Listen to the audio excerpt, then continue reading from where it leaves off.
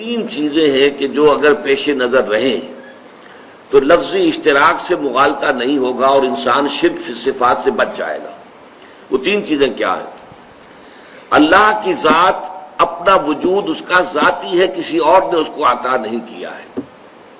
اسی طرح اس کی صفات بھی ذاتی ہیں، کسی اور کی عطا کردہ نہیں ہے۔ مخلوقات ما سوی اللہ جو بھی ہے ان کا وجود بھی عطائی ہے، اللہ نے عطا کیا تو وجود حاصل ہوا، اور صفات بھی ساری عطائی ہیں، اللہ نے عطا کی ہے تو انہیں حاصل ہوئی، ان کی ذاتی نہیں ہے۔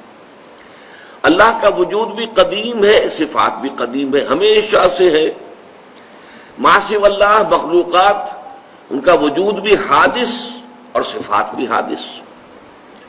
اللہ کا وجود بھی لا متناہی، مطلق، ایبسولیوٹ، کوئی انتہا نہیں، لا محدود۔ اسی طرح اس کی صفات بھی لا محدود، مطلق، ایبسولیوٹ۔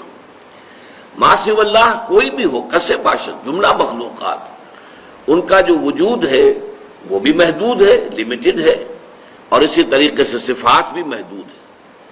تو یہ اگر تین چیزوں کے مقابلے میں ذہن میں رہے تو انسان شرک فی الصفات سے بچ بھی جاتا ہے۔